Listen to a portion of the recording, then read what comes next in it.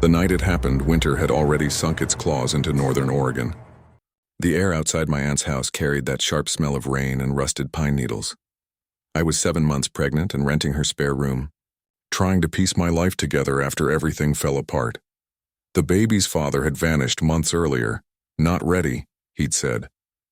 I'd stopped expecting anyone to be. Aunt Linda never made me feel like a burden. She worked nights at the motel off Route 29, cooked breakfast every morning, and left notes that said things like, "You're stronger than you think."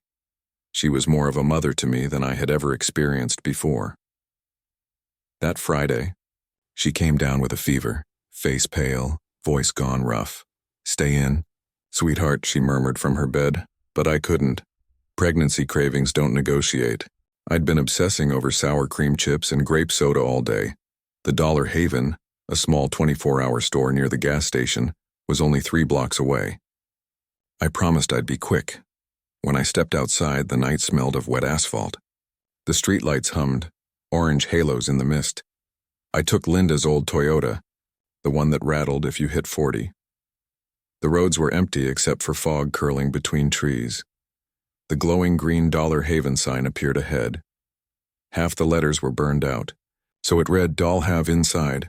Fluorescent lights buzzed overhead, flickering in rhythm with the humming refrigerator. The air smelled faintly of bleach and cheap candy. I grabbed a squeaky cart and started down the aisles. It was late enough that the place felt half alive. 2 workers whispering near the counter, a floor buffer sitting still in the middle aisle, and a radio somewhere playing country static. I found the snack section, reached for the bag of chips I'd been craving and realized it was on the top shelf. I stretched and cursed softly, then a voice floated behind me. "Let me help you, dear." I turned. An older woman stood there, 70s maybe, but tidy, silver hair pinned, long pale coat buttoned neatly, a faint perfume of lavender and something sour beneath it. Her eyes were soft blue, her smile gentle. "Thank you," I said, stepping aside. She reached up easily, pulled the bag down and handed it to me, such a simple act, but she didn't walk away. "7 months?" she asked, eyes dropping to my belly. I smiled politely. "Almost." Her hand brushed my sleeve, cool and papery. "Where's your husband, sweetheart?" The question hit like a pebble to the ribs. "Oh, it's just me and my aunt," I said. The woman tilted her head. "Just you two? Out here?" Something about her tone, too kind, too probing, made me want to move. I nodded and pushed my cart down the aisle. She followed. Each aisle I turned into, her cart's wheels squeaked behind mine. She asked small questions. "How long have you lived here? Who helps you shop?" That somehow sounded like she already knew the answers. I told myself she was lonely. Old folks talk. No reason to panic. But when I glanced back, she wasn't pretending to look at shelves anymore. She was just staring, eyes wide, unblinking. I tried to smile. "I'd better finish up, ma'am." "Of course," she said sweetly. "You shouldn't be out alone anyway. People disappear out here. Did you know that?" My hand froze on the cart. "Excuse me?" She smiled again, softer this time. "The woods hide things. Bad weather, bad people." A nervous laugh slipped out. "Good thing I'm just here for snacks." Her gaze flicked to my stomach again. "You remind me of my daughter," she whispered. "She lost her baby. Too young, too careless." "I'm sorry to hear that. She was like you, thought she could handle everything herself. You need someone who really knows how to take care of you." "I have my aunt," I said, voice tight. "Oh, but your aunt's sick," she said immediately. I hadn't mentioned that. My throat went dry. "How do you—" She smiled, showing too many teeth. "This is a small town, dear." I left my cart. Walked straight toward the front, but the store felt different now, longer, emptier. The 2 employees were gone. When I turned a corner, she was there again, standing at the end of the aisle, hands folded neatly. "You shouldn't ignore kindness," she said. "I have a farmhouse just off Route 29. Big rooms, warm fire. You and the baby could stay there. I'd take excellent care of you." That broke whatever politeness I had left. "Please stop following me." Her smile twitched. "You'll see I'm right soon enough." I pushed past, nearly running. At checkout, a teenage cashier appeared from the back, startled to see me shaking. I paid, muttered thanks, and hurried outside. The parking lot was empty now except for my car and a streetlight buzzing above it. The air felt heavier. I tossed the bag into the passenger seat and fumbled with the keys. That's when I realized I needed the bathroom. Pregnancy's cruel joke. The public restroom sat behind the store near a dumpster. I told myself I'd be in and out in 30 seconds. The door creaked open to a narrow space with 3 stalls. Fluorescent light flickered overhead. I picked the first stall, locked it, and exhaled. The outer door opened. Footsteps, slow, deliberate, entered. I froze. They stopped right outside my stall. A faint breath came from above me. Then a whisper. "You shouldn't be alone, dear." My blood turned to ice. I looked up over the partition. 2 pale blue eyes stared down, wide, gleaming, and unblinking. It was her. "Please go away," I managed to say. Her voice was calm, almost soothing. "You don't understand. I want to help. That baby inside you, it deserves better." I unlocked the door and burst out, heart hammering. She dropped lightly to the floor from the next stall, blocking the exit. Her face was different now, smile gone, jaw set hard. "Keep your money," she hissed. "I don't want that." "I want your baby," I screamed, shoved past her and ran. The sound of her laughter, high, broken, followed me out the door. "Come back, sweetheart. I can take care of you both." I reached the car and slammed the door. Before I could lock it, her hand shot through the gap, bony, strong. I slammed again. Hard. There was a crack. Then her scream, sharp and animal. She fell back, clutching her wrist, eyes burning with hate. "This isn't over," she shrieked. "You'll see me again."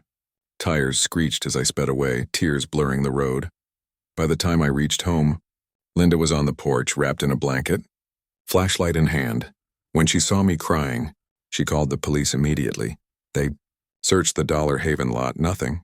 There were no functioning cameras in the area. The manager said no one on duty fit that woman's description. But one officer looked uneasy when I mentioned her farmhouse by Route 29. He said, "Ma'am, there used to be a place like that. It burned down 15 years ago. No survivors." I didn't sleep for days. Every sound made me flinch. A week later, the local paper ran a small column. "Pregnant woman missing, last seen leaving Dollar Haven on Route 29. Same night. Same store. Her name was Rachel Moore, 28, 7 months pregnant. Her car was found abandoned by the river. No trace of her or the baby." Linda asked me not to read about it, but I couldn't stop. The photo in the paper showed a smiling woman with light hair standing beside an older woman in a pale coat. I know what I saw that night wasn't human, or maybe it once was. Sometimes, driving past that old store, I still see a faint glow in the window. The new owners say the alarm triggers itself after midnight, even when the power's off. The cops blame faulty wiring. I don't. I still hear her voice in my dreams, soft and gentle, just inches from my ear. "You remind me of my daughter."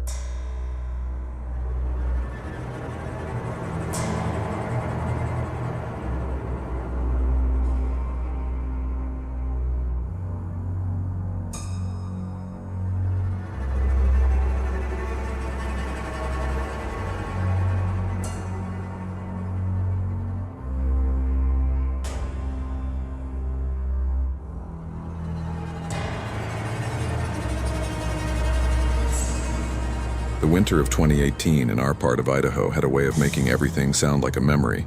Snow swallowing traffic noise, cold turning voices into low fog. I'd moved 2 towns along Route 29 after my aunt got sick, thinking a change would help. It didn't. Nights still felt the same, long, thin, a tight wire you walk until sunrise. I worked the graveyard shift at Mel's Diner, a 24-hour spot just off the highway. Truckers called it a lighthouse. Locals called it a habit. Mel's smelled like burnt coffee and fryer oil no matter how rigorously we scrubbed. The jukebox was broken. The stools squeaked and the light over booth 4 flickered if you breathed near it. It was a place people came when they didn't want to go home yet. Most nights it was me and Rick on the line. Rick in back grumbling at onions and the weather, and me out front wiping rings off Formica. A third server, Lacey, covered the swing shift until 11. If we were lucky, the sheriff's cruiser idled in the lot for 20 minutes around 1 a.m., which meant I could breathe with both lungs. The night I will describe began quietly, as is typical for bad nights. Snow had been falling since dusk, big lazy flakes that lied about the ice underneath. By midnight, the parking lot looked sugar-coated. Lacey texted that she felt sick. She'd been fighting a cold and asked if I could cover the last hour. I told her yes. I always told people yes. That's how you end up alone with the lights humming like a refrigerator. At 12:37 a.m., the bell over the door jingled and a man stepped in.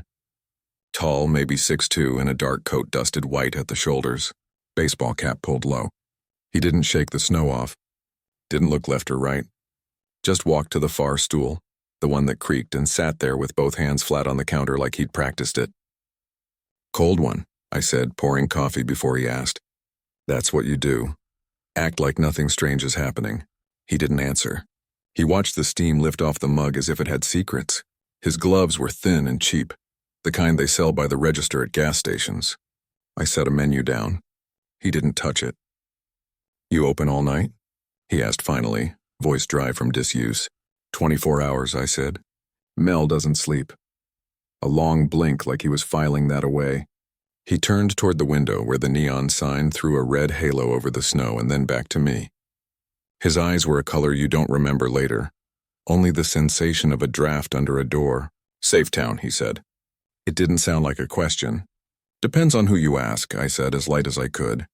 Rick rang the bell for an order that wasn't there. He did that when he wanted my attention. I glanced through the pass. He jerked his head toward the man, eyebrows up.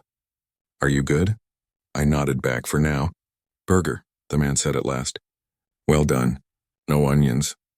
He paused like he was adjusting a dial. "Fries, extra salt." "You got it." I clicked the order, called it back, and poured more coffee he hadn't asked for. He didn't look at his phone. He didn't have a phone out. He looked at me. "You live around here?" I felt the invisible hand on my back push me toward an answer and stopped myself. "Close enough," I said. "Rode and I are on first-name terms." His lips made the shape of a smile without the muscles. "First-name terms," he repeated softly, like he was trying it on. "You got family here?" I wiped a perfectly clean swath of counter, heat rising to my ears under the fluorescent light. "Are you passing through?" I asked. "Looking for someone," he said. He reached into his coat, too swiftly for comfort, and pulled out a folded photo, smoothing it with careful thumbs. He slid it toward me without letting it go. A woman stared back from a kitchen I didn't recognize, mid-30s. Hair is the color of sand left in the sun. The kind of smile that hangs on the wall long after someone stops smiling like that. "Does she come in here ever?" he asked. "I don't think so," I said, throat tight. "Who is she?" "My wife," he said. 2 years ago, the police put that photo on the news. Said she was missing. After a while, they stopped saying it. I had the urge to say I'm sorry and the bigger urge not to say anything at all. He watched my face like you watch a tell in a card game. "She liked places like this," he went on. "Coffee that tastes like it's been sitting since Tuesday. Napkins that shred if you look at them. People who call you hon if you tip over 15%. I didn't laugh. He didn't want me to laugh. Rick slid the plate up on the pass. I set the burger and fries in front of the man. He stared not at the food but at the grease paper as if expecting words to bleed through. "You remind me of her," he said, and something the size of a penny dropped through me and landed in my shoes. "Order up," Rick called again, a warning disguised as routine. The man turned his head toward the kitchen door where Rick's outline cast a square of shadow, then back to me. His eyes rested on my face like a weight you couldn't set down. "Do you ever get lonely out here after midnight?" he asked, friendly on the surface. Not a question underneath. "Not really," I lied. "Rick keeps me company." "Cooks don't count," he said. "Cooks stay in the back." He still hadn't touched the burger. I picked up the coffee pot to give my hands a job and made a slow line of refills down the counter. When I turned around again, the stool was empty. The bell hadn't chimed. The coffee steamed. I scanned the room, 2 booths, both empty. Bathroom door closed, light off. Entry mat wet in 2 boot prints that didn't go back out. I looked through the window to the lot. An old blue sedan idled under the neon, exhaust curling like a cat's tail. The windshield was frosted except for one oval wiped by a gloved hand. My phone buzzed in my apron, a text from an unknown number. "Don't call anyone." I turned so fast my elbow knocked the napkin holder. Rick pushed through the swing door, spatula still in his hand. "What?" "He's outside," I whispered. "Watching." Rick wiped his hands and joined me at the window, shoulders squared. In the blood-colored light, the man stood beside the sedan, his face lifting toward the sign. He turned then, slow and precise. Even here I could tell he was smiling. Rick's jaw worked. "I'm calling the sheriff." Before he could dial, the light stuttered, twice, 3 times, and went dead. The neon stayed lit, painting the windows in red. The heater kicked off. The diner took a breath and held it. "Circuit," Rick said, already moving toward the back. "Stay put." The bell over the door jingled. The man came in, shadow first, coat, then hat. He shut the door gently. The sound of it closing was too soft. "I forgot to pay," he said. "Don't worry about it," I told him, the words too quick. His head tilted. "Are you sure?" Rick's voice carried down the hall. "Give me 30 seconds." The man's eyes flicked toward the noise, then back to me, then to the phone resting on the counter. His hand drifted to the hem of his coat as if tucking it closer. Metal flashed before his glove covered it. "You called the cops," he said.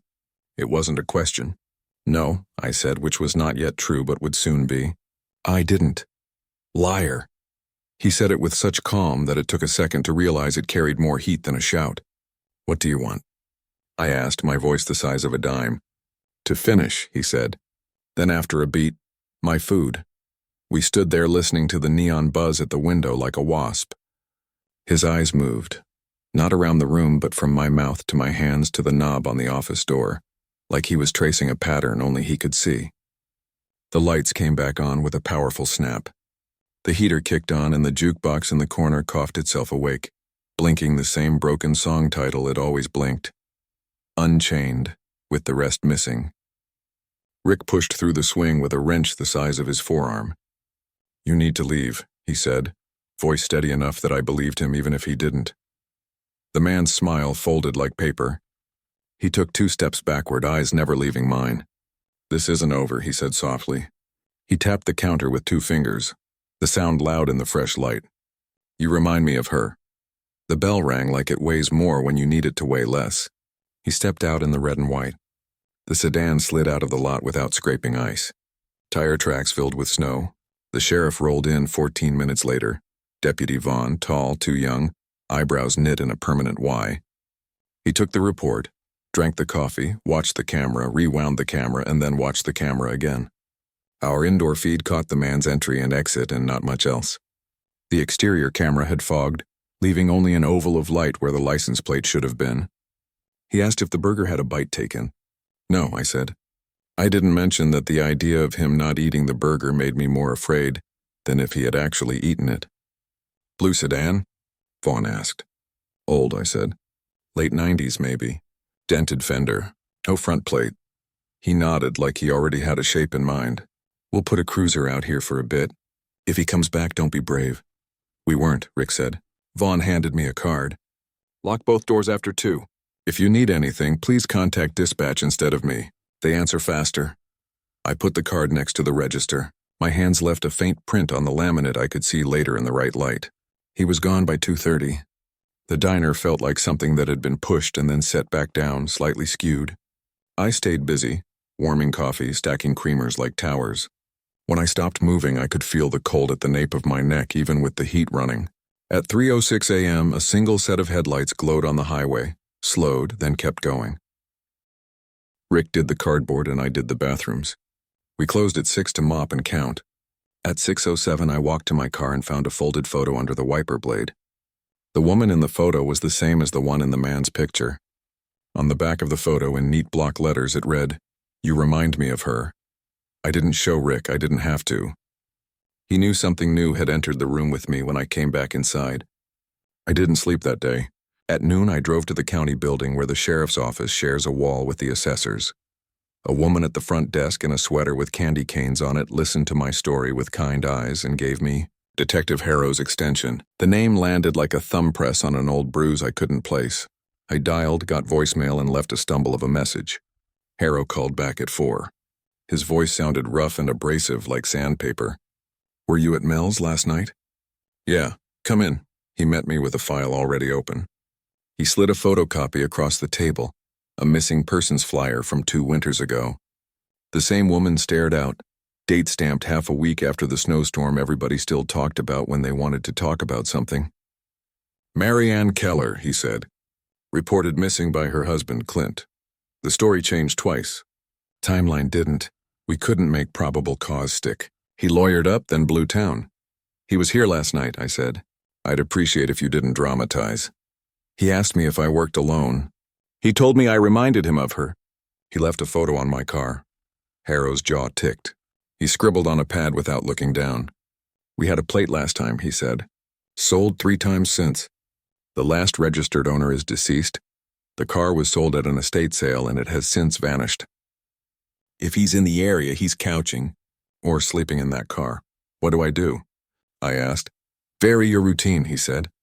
I don't have a routine, I said. Unless breathing counts. He slid a paper my way. This is a no trespass letter. You sign it and we serve it if we find him. It won't stop him. It provides us with a means to act if he approaches your door. I signed. That night I took the long way to Mel's, past the dark shape of Route 29 where it threads the tree line. Every pair of headlights looked harmless until the last second. Harrow's voice in my ear, the instruction to vary, turned ordinary streets into mistakes. The next week the diner lived at a slightly higher pitch. If a trucker lingered too long, my spine knew before my eyes did. 2 nights in a row, someone called and hung up. The 3rd night, I answered on the first ring and said nothing. Silence sat on the line like a person in a room. Then a man's voice, quiet, close. Don't call anyone. The line clicked dead. I started parking under the camera. Under the lantern, the snow never managed to snuff out. Rick began walking me to my car even when I told him not to. It made him feel better to pretend there was something we could control. February burned out. March came with a thaw that felt like a dare. On a Tuesday near midnight, Deputy Vaughn pressed his long face to the glass, tapped the side of his nose like a cartoon spy, and wrote on a napkin, all quiet. Be safe. I teased him about his handwriting until the bell rang and he had to look official again. At 1:11 a.m., the blue sedan slid past the lot without turning in. I watched it in the mirror above the pie case. The taillights blinked once. I told myself it was a signal to nobody and meant nothing. At 1:23, my phone buzzed. Unknown number. I let it ring to voicemail. It didn't leave one. At 1:29, a new text. Open the side door. My mouth went dry. Mel's has no side door. I lifted my head. The door to the walk-in had shifted an inch. Cold air braided around my ankles. Rick's shadow moved behind the pass as he killed the grill for a squeegee scrape. The alley beyond the back door was a still black wall. Rick, I said. He stepped out, towel over shoulder. We're fine. I believed him until I didn't. While he scrubbed the flat top, I walked the dining room with a wipe I didn't need, eyes on the windows. Snow drifted. The highway whispered. At 1:42, the sedan rolled in and parked crooked across 2 spaces like someone who'd forgotten how to take turns. The engine stayed on. The headlights stayed off. A shape leaned forward behind the glass where drivers lean when they can't wait to get to you. Rick set the wrench on the counter and stood with his hands on the formica, like I'd seen the man do the first night. We call now, he said, and dialed. The sedan idled 9 breaths, then 12, then more. The bell didn't ring. The door didn't open. The car pulled out without signaling and slid back onto Route 29, as if it had only been in the lot to make your hands feel cold. Vaughn came 5 minutes late. He did another loop around the building because it made both of us feel like effort mattered. When he left, his taillights were the only red things in the world. I discovered a message hidden beneath the rubber sweep on the diner door during shift change 2 nights later. She would have loved this place. You remind me of her.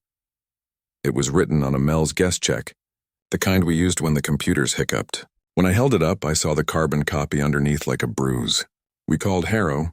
He came with a camera and a small bag of hope. He dusted for prints he knew he wouldn't find. He asked me if I wanted to quit. I asked him if quitting meant I'd never be alone again. He couldn't promise that. He told me to get a cheap camera for my apartment door anyway. I ordered 2. When they arrived, the instructions were written in Dutch. I installed them wrong and left them that way. The last time I saw the sedan was late March, the night the thaw finally stuck. It appeared in the mirror as I wiped a sugar spill and sat at the edge of the lot, where the streetlight stutters sometimes, and all the old stories live. It turned its headlights on and off, on for 2 seconds, off for 5, twice, then pulled out. I know Morse code for nothing, but my body translated it as soon. I stopped taking breaks in booth 4. I sipped my water standing up in the middle of the floor where the cameras crossed like saints' fingers. When a trucker said, "Hey, hun," from behind me, I flinched hard enough to laugh. He apologized like an old man who'd bumped a table, and I apologized like a waitress who'd dropped a plate. Spring took itself seriously in April. The snowbank slumped. A woman came in every Tuesday with a laptop and two small kids who ate pancakes like they were medicine. Mel's felt like a place where an afternoon could be spent again. On a Wednesday morning, Harrow called and said they'd found a blue sedan across county lines on a logging road, half in a ditch with no one inside and the trunk rusting out. He said it like good news. It wasn't bad news. That's the best we get. On a Thursday, an envelope arrived at the diner with no return address. Inside lay two photos, one of me behind the counter pouring coffee, the other of me walking from the back door to my car with Rick 10 steps behind me. On the back of the first photo, neat block letters, "You remind me of her."